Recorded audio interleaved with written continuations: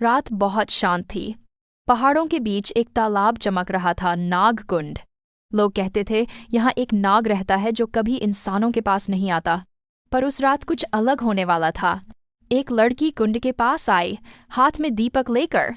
उसने पानी के ऊपर एक कमल रखा और कहा, नाग देवता, अगर आप हैं तो मेरी बात जरूर सुनिएगा। उसका दिल सच्चा था और उसी सच्चाई ने नाग वासुकी को जगा दिया।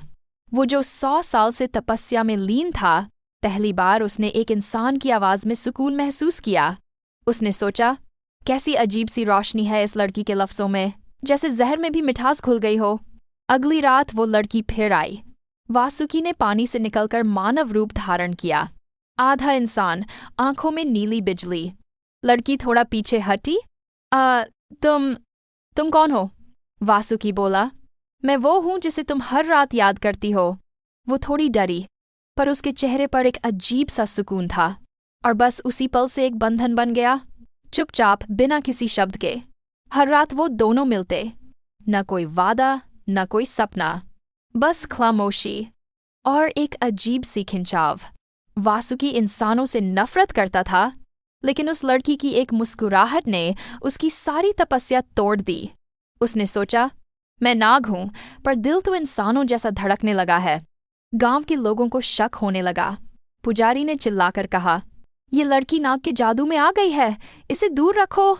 लेकिन लड़की चुपके से फिर कुंड के पास गई। वासुकी ने पूछा, तुम्हें डर नहीं लगता?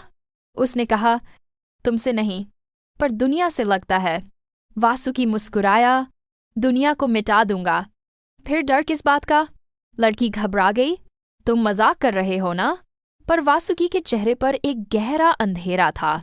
उसके दिल में अब सिर्फ एक जुनून था, ये मेरी है।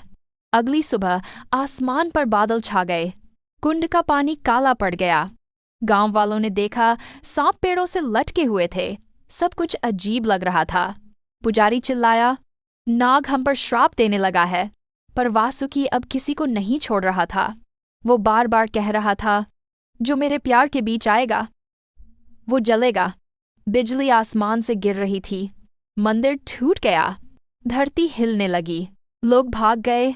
बस वो लड़की वहीं खड़ी रही, आंखों में आंसू, दिल में दर्द। लड़की ने चीखकर कहा, वासुकी, बस करो, ये प्यार नहीं, तबाही है। वासुकी रुक गया।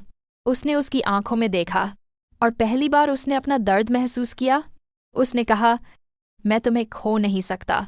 तुम्हें पाने के लिए चाहे धरती जल जाए, मुझे परवाह नहीं। लड़की ने कहा, पर यह धरती भी तो हमारी माँ है। अगर तुम मुझे चाहते हो तो उसे बचाओ। वासुकी चुप हो गया। उसका दिल टूट गया, पर उसने हाथ पीछे खींच लिया। उसी समय आसमान से एक गरज उठी। देवताओं का संदेश आया, वासुकी, तुमने प्रकृति का नियम तोड़ा है, इसका दंड तुम्हें मिलेगा। वासुकी ने कहा, मैं प्रेम करता हूँ, पाप नहीं। लेकिन बिजली ने उसे छू लिया। उसका शरीर जलने लगा। वो चीखता हुआ पानी में डूब गया। सुबह हुई तो कुंड शांत था। लड़की ने देखा, न बिजली न तूफान, बस एक मोती पानी के ऊपर तैर रहा था। उसने उसे उठाया। उस मोती में वासुकी की आखिरी आवाज थी, मैं तब तक जिंदा रहूंगा जब तक तुम मुझे याद करती रहोगी। वो रो पड़ी।